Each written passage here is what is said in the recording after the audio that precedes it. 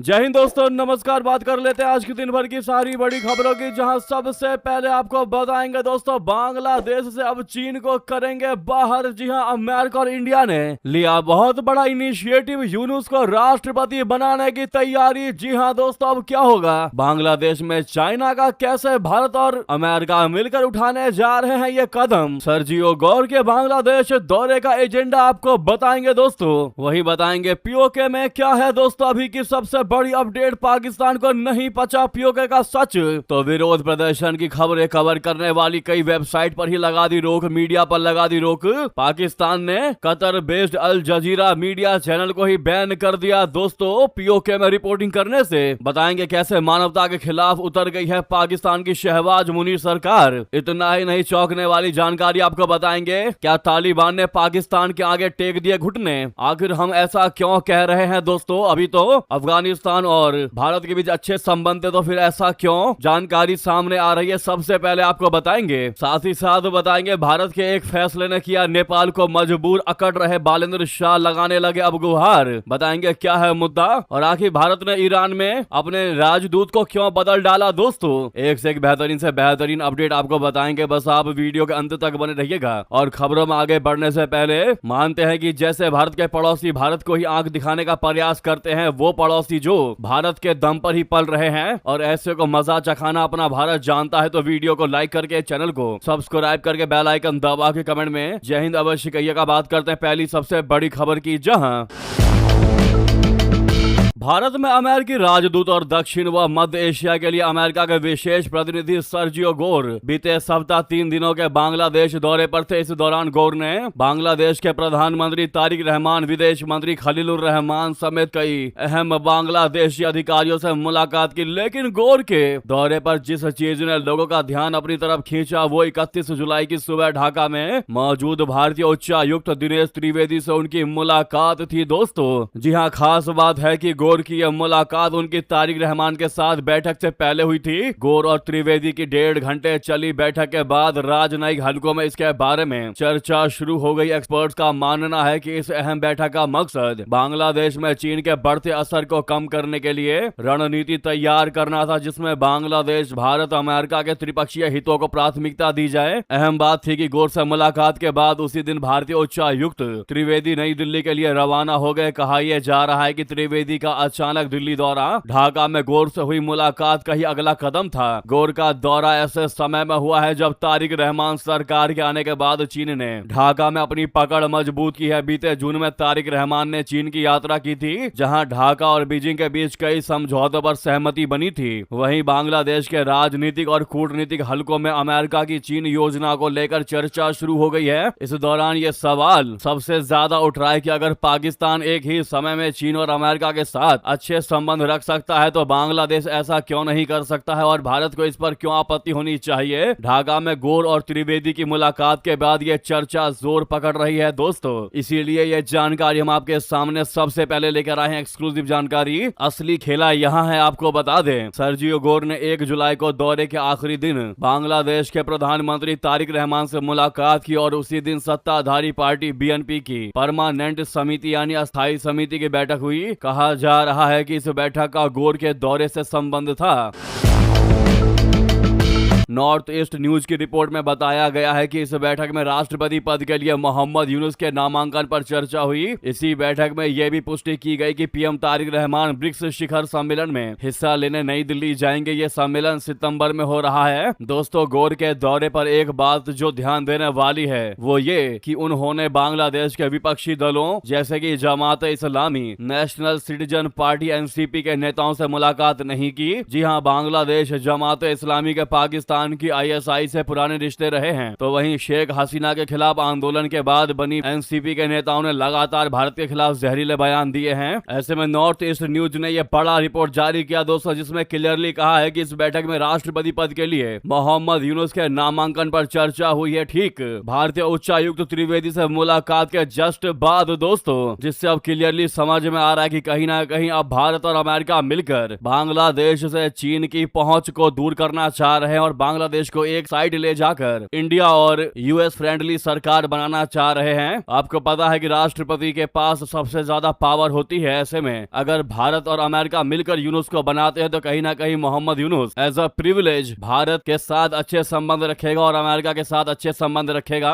अब देखना ये होगा दोस्तों कि तारिक रहमान किसको बनाते हैं राष्ट्रपति। संविधान के आर्टिकल 123(2) के मुताबिक बीएसएस के मुताबिक गृह मंत्री सलाहुद्दीन अहमद ने कहा है कि इलेक्शन कमीशन ने पहले ही बता दिया था कि वो राष्ट्रपति का चुनाव कराने के लिए तैयार है। चुनाव का शेड्यूल अनाउंस होने के बाद पार्टी चेयरमैन और प्रधानमंत्री तारिक रहमान राष्ट्रपति पद के लिए बीएनपी का उम्मीदवार तय करेंगे। देखते हैं इसको लेकर क्या बड़ा खेला निकलकर सामने आता है। दोस्तों आखिर बहुत हुआ बांग्लादेश में चीन और पाकिस्तान का हस्तक्षेप। इनकी पूरी प्लानिंग थी कि वो बांग्लादेश को भारत से दूर कर दें, जहां अब असली खेला होने वाला है। दोस्तों क्या है आपकी इस मुद्दे पर राय, अवश्य कमेंट करके बताइएगा। और आगे नेक्स्ट वीडियो या उससे अगली वीडियो में आपको बताएंगे कि मोहम्मद यूनुस को ही क्यों चुनना चाह रहा है अमेरिका और भारत। इसके पीछे का भी आपको कारण बताएंगे। उससे पहले आप सभी से रिक्वेस्ट है दोस्तों, इस वीडियो को लाइक नहीं किया तो लाइक के बटन को जरूर दबा दीजिएगा। 1 सेकंड भी नहीं लगना, प्रेस करना मत भूलिएगा। वहीं आपको बता दें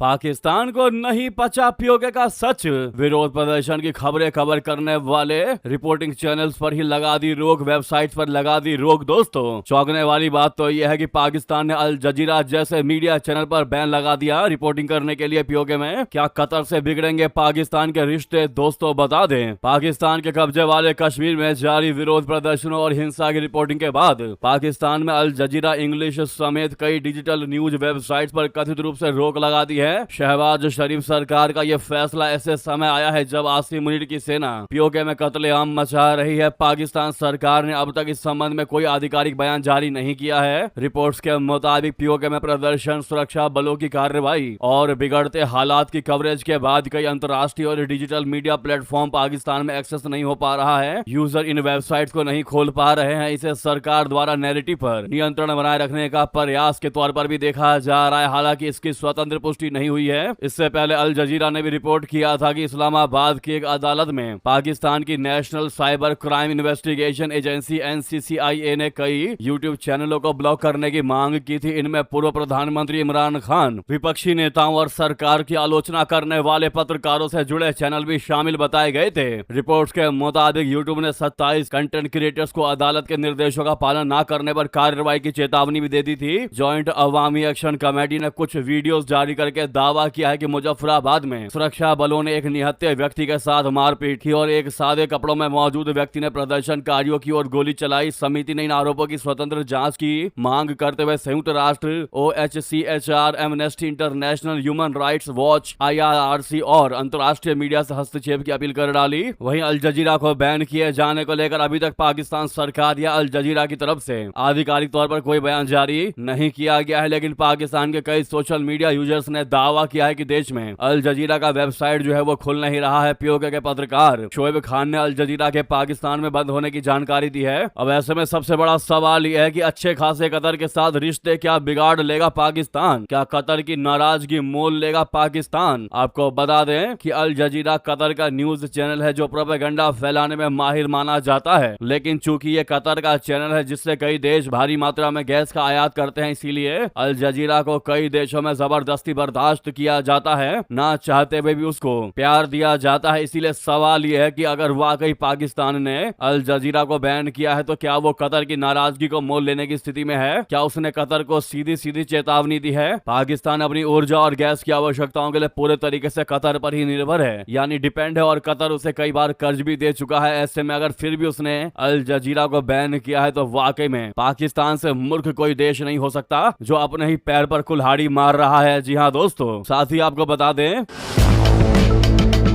पीओके चुनाव में नवाज शरीफ की पार्टी की जीत का दावा बिलावल भुट्टो ने जमकर धांधली का लगा दिया आरोप। दोस्तों पाकिस्तान अधिकृत कश्मीर में हुए चुनाव के बाद मतों की गणना अभी जारी है, लेकिन पीएम शहबाज शरीफ के सलाहकार राणा सनाउल्लाह ने साधारण बहुमत से जीत का दावा किया है। राणा सनाउल्लाह ने कहा है कि उनकी पार्टी PMLN पीओके में सरकार बनाने जा रही है। उन्होंने कहा कि पीओके में चुनाव में PMLN को 45 में से 23 सीटें मिल गई हैं। इस बीच मुख्य विपक्षी PP पीपीपी के चेयरमैन बिलावल भुट्टो जरदारी ने पीओके चुनाव में भारी धांधली का आरोप लगाया है। बिलावल भुट्टो ने आरोप लगाया है कि दूसरे चरण के चुनाव के दौरान बड़े पैमाने पर धांधली की गई है। उन्होंने ये भी कहा है कि चुनाव आयोग ने उनकी पार्टी की शिकायतों पर कोई एक्शन नहीं लिया है। बिलावल भुट्टो ने एक्स पर लिखे अपने पोस्ट में कहा है कि अगर चुनाव आयोग ने दूसरे चरण में एक्शन लिया होता तो उसकी विश्वसनीयता बहाल हो जाती। उधर राणा सनाउल्लाह ने दावा किया है कि पीएमएलएन यानी नवाज शरीफ पार्टी को दूसरे चरण में 13 सीटों पर जीत हासिल हुई होती। उन्होंने मुजफ्फराबाद की 7 सीटों में से 4 पर जीत हुई है। वहीं बिलावल की पीपीपी को केवल 3 सीटें मिली हैं। बिलावल ने कहा कि उनकी पार्टी के पास विरोध करने का अधिकार है और उन सीटों पर फिर से चुनाव कराने की मांग की जहां पर धांधली का आरोप लगा है। इस बीच नए प्रांतों की बहस को लेकर शहबाज और मुनीर में ठन गई है दोस्तों, जिसके बाद आपको बांग्लादेश के उस विभाजन की याद आ जाएगी। दरअसल पाकिस्तान में नए प्रांत बनाने की कोशिशों ने बहुत बड़ा विवाद शुरू कर दिया है। इस बार आर्मी चीफ आसिम मुनीर और शहबाज शरीफ आमने सामने आ चुके हैं। कई पाकिस्तानी पत्रकारों ने शहबाज शरीफ की सरकार के जल्द गिरने की भी भविष्यवाणी की है। दोस्तों ये विवाद तब सामने आया जब देश के गृह मंत्री मोहसिन नकवी ने शासन का ढांचा ध्वस्त होने की बात करते हुए कहा है कि देश के शासन ढांचे में बहुत बड़े बदलाव की आवश्यकता है। मोहसिन नकवी आसिम मुनीर के काफी करीबी माने जाते हैं और पाकिस्तानी विपक्षी दलों और राष्ट्रवादी समूहों ने इस प्रस्ताव की कड़ी आलोचना की है। कुछ लोगों ने चेतावनियां दी है कि प्रांतों की सीमाओं से जुड़े मुद्दों को फिर से उठाने से मौजूदा राजनीतिक और जातीय मतभेद और गहरे हो सकते हैं। वो 1971 जैसा हाल होने की चेतावनी दे रहे हैं जब पाकिस्तान टूटकर बांग्लादेश बना था। मोहसिन नकवी का तर्क है कि पाकिस्तान के बड़े प्रांतों खासकर पंजाब और सिंध का प्रभावी ढंग से प्रशासन चलाना मुश्किल हो गया है और नए प्रशासनिक यूनिट बनाने से शासन और सेवा वितरण में सुधार हो सकता है। पाकिस्तानी मीडिया की खबरों के मुताबिक उन्होंने राजनीतिक दलों से इस मुद्दे पर आम सहमति बनाने की अपील की है। कई रिपोर्ट में अशांत बलूचिस्तान को भी कुछ हिस्सों में तोड़ने की बात कही गई है, जिसका मकसद बलूच विद्रोहियों के आंदोलन को कमजोर करना है। अब ऐसे में दोस्तों बिलावल भुट्टो की पाकिस्तान पीपल्स पार्टी, शहबाज शरीफ की पाकिस्तान मुस्लिम लीग नवाज और साथ ही सिंधी और बलोच राष्ट्रवादी समूहों ने इस प्रस्ताव का कड़ा विरोध किया है, जिससे अब यह लड़ाई पाकिस्तान सरकार बनाम पाकिस्तान सेना हो गई है। इस बदलाव के लिए संविधान संशोधन की आवश्यकता होगी और अगर शहबाज शरीफ और बिलावल भुट्टो तैयार नहीं होते तो संविधान संशोधन संभव नहीं है। इसीलिए पाकिस्तान की राजनीति में शहबाज शरीफ की सरकार के जल्द गिरने की भविष्यवाणी की गई है। दोस्तों कौन कौन चाहता है कि शहबाज की सरकार जल्द से जल्द गिरनी चाहिए और पाकिस्तान में नई सरकार बननी चाहिए? कमेंट करके बताइएगा आप लोग। तो वहीं आपको बता दें, क्या तालिबान ने पाकिस्तान के आगे टेक दिए घुटने? रिश्ते सुधारने की लगाई गुहार, मुनीर सेना ने बताया था बीजेपी का गुलाम। दोस्तों पाकिस्तानी सेना के तालिबान को काफिर और बीजेपी आरएसएस का गुलाम बताए जाने के बाद अफगानिस्तान की सरकार के सुर में बदलाव आता दिख रहा है। तालिबान प्रवक्ता ज़बीउल्लाह मुजाहिद ने रविवार को कहा है कि उनकी सरकार पाकिस्तान के साथ तनाव को दूर करना चाहती है। तालिबान ने यह भी आरोप लगाया कि पाकिस्तान ने ही रिश्ते खराब किए थे। तालिबानी प्रवक्ता ने कहा है कि इस विवाद को लंबा खींचने से किसी का फायदा नहीं होगा। तालिबान का यह बयान ऐसे समय पर आया है जब पाकिस्तान के साथ कई बार सीमा पर सैन्य संघर्ष हो चुका है। पाकिस्तान और अफगानिस्तान के बीच व्यापार बंद है। तालिबान सरकार पहले भारत को अटारी वाघा बॉर्डर के जरिए अपने फल और ड्राई फ्रूट्स को भेजा करती थी। भारत से बड़े पैमाने पर चावल और अन्य जरूरी चीजों का आयात किया करती थी। इस तनाव के बाद तालिबान और भारत के बीच भी चाबहार पोर्ट के जरिए व्यापार होना शुरू हुआ, लेकिन अमेरिका ने इस ईरानी पोर्ट को निशाना बनाया है। इससे अफगानिस्तान और भारत के बीच व्यापार जो है वो प्रभावित हुआ है। अब दोनों देश चाबहार का विकल्प तलाश रहे हैं, जो काफी मुश्किल है। अभी भारत और अफगानिस्तान के बीच कार्गो प्लेन के जरिए ट्रेड हो रहा है। चौतरफा जमीन से घिरा अफगानिस्तान पाकिस्तान के साथ तनाव से पहले कराची बंदरगाह पर पूरी तरह से दुनिया के साथ व्यापार करने के लिए निर्भर था। अब उसे मध्य एशिया के देशों जैसे ताजिकिस्तान पर ज्यादा निर्भर रहना पड़ रहा है। तालिबानी प्रवक्ता ज़बीउल्लाह ने कहा है कि तालिबान नहीं चाहता है कि महीनों से खराब चल रहे रिश्ते आगे भी ऐसे ही बने रहे। मुजाहिद ने कहा कि पाकिस्तान की नीतियों की वजह से व्यापार बंद है और इससे अफगान व्यापारियों के लिए बड़ी दिक्कतें पैदा हो गई है और इसने भी हमारे रिश्ते में तनाव को भड़काया है। ऐसे में आपको क्या लगता है दोस्तों, क्या भारत और अफगानिस्तान के बीच दोस्ती में दरार ला पाएगी पाकिस्तान की सेना? वहीं आपको बता दें, भारत के एक फैसले ने किया नेपाल को मजबूर, अकड़ रहे बालेंद्र शाह अब लगाने लगे गुहार। जी हाँ, क्या है मुद्दा बता दें। भारत नेपाल के बीच बालेंद्र शाह के प्रधानमंत्री बनने के कुछ महीनों तक खिंचतान चलती रही। नेपाली पीएम के लगातार भारत विरोधी बयानों ने हालात को गंभीर बना दिया था, लेकिन धीरे धीरे अब चीजें पटरी पर लौट रही हैं। हाल ही में नेपाल ने भारत से अनुरोध किया था कि वो नेपाल के राष्ट्रीय पहचान पत्र यानी नेशनल आइडेंटिटी कार्ड NID को सीमा पार यात्रा के लिए एक वैध पहचान दस्तावेज दस्तावेज के रूप में स्वीकार करे। नेपाल का मानना है कि इससे दोनों देशों के बीच लोगों की आवाजाही आसान होगी और पहचान की प्रक्रिया पहले से अधिक सुरक्षित और भरोसेमंद बनेगी। नेपाल का राष्ट्रीय पहचान पत्र भारत के आधार कार्ड की तरह है। इसमें व्यक्ति की बायोमेट्रिक जानकारी जैसे उंगलियों के निशान, चेहरे की तस्वीर और आंखों की पुतलियों का डेटा दर्ज होता है। नेपाल सरकार ने कई सरकारी सेवाओं के लिए इस कार्ड को अनिवार्य कर दिया है। इस अब पासपोर्ट बनवाने, जमीन का पंजीकरण कराने, बैंक खाता खोलने और कई अन्य सरकारी सेवाओं का लाभ लेने के लिए राष्ट्रीय पहचान पत्र जरूरी होता जा रहा है। नेपाल सरकार का लक्ष्य धीरे धीरे पुराने कागजी नागरिकता प्रमाण पत्र की जगह डिजिटल और सुरक्षित राष्ट्रीय पहचान पत्र को मुख्य पहचान दस्तावेज बनाना है। क्या इस पर आपकी राय दोस्तों वहीं आपको बता दें।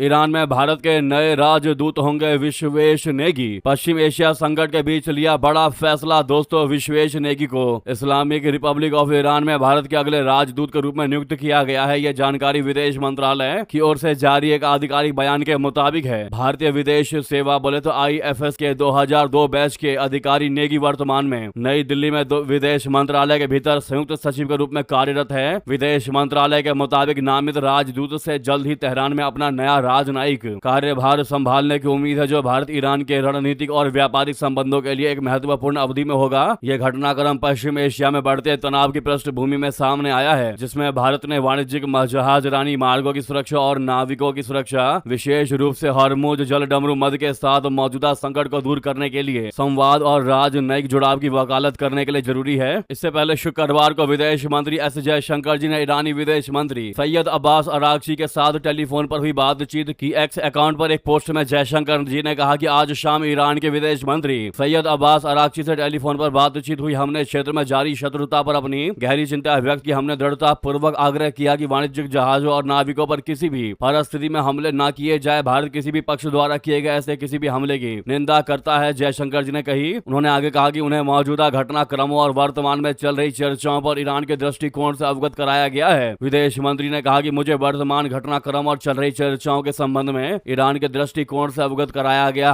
भारत हमेशा संवाद और कूटनीति का समर्थक है। इस मुद्दे पर क्या है आपकी निजी राय दोस्तों, अवश्य कमेंट करके बताइएगा। वहीं आपको बता दें, जम्मू कश्मीर में आतंकी हमलों पर भड़के फारूक अब्दुल्ला बीजेपी को ठहराया जिम्मेदार, लगा दिया गंभीर आरोप दोस्तों। नेशनल कॉन्फ्रेंस के अध्यक्ष फारूक अब्दुल्ला ने जम्मू कश्मीर में हालिया आतंकी हमलों के बाद प्रदेश में सुरक्षा के दावों पर सवाल खड़े कर दिए। उन्होंने ऐसे हालात के लिए बीजेपी को जिम्मेदार ठहराया और कहा कि अगर आतंकवाद खत्म हो गया है तो लोगों को कौन मार रहा है और वे कहां से आ रहे हैं। जम्मू कश्मीर के पूर्व मुख्यमंत्री फारूक अब्दुल्ला ने रविवार को मोदी सरकार से पूछा कि अगर उसका दावा है कि आतंकवाद खत्म हो गया है और सीमाएं पूरी तरीके से सुरक्षित हैं, तो हाल के हमलों में शामिल आतंकवादी कहां से आ रहे हैं। अब्दुल्ला ने कहा कि अभी एक पुलिस अधिकारी शहीद हुआ, मजदूरों को गोली मार दी गई। मैं पूछना चाहता हूं कि ये हत्यारे कौन है। आप दावा करते हैं कि आतंकवाद खत्म हो गया है, तो अगर ये सब खत्म हो गया है तो हत्या कौन कर रहा है? इसे साबित करें, उन्हें सबके सामने लेकर आए, हमें देखने दे, दुनिया को देखने दे। नेशनल कॉन्फ्रेंस के मुखिया ने कहा यहाँ लोग मारे जाते हैं और इसे बस ये कहकर टाल दिया जाता है कि एक आतंकवादी ने उन्हें मार डाला, लेकिन वो कहां से आया? सीमा तो पूरी तरीके से नियंत्रण में होनी चाहिए। ऐसे में हत्यारा कौन है? तो यह जानकारी दोस्तों, ऐसे में फारूक अब्दुल्ला द्वारा उठाए गए इस सवाल पर आप क्या जवाब देना चाहेंगे, अवश्य कमेंट करके बताइएगा। लगे हाथों इस वीडियो को लाइक करके, चैनल को सब्सक्राइब करके, बेल आइकन दबा के कमेंट में जय हिंद कहना बिल्कुल भी मत भूलिएगा। रिक्वेस्ट है दोस्तों, जहां पर भी आपका ग्रुप हो, व्हाट्सएप, फेसबुक या फिर एक्स पर, इस वीडियो को शेयर कर दीजिएगा। जय हिंद, जय भारत।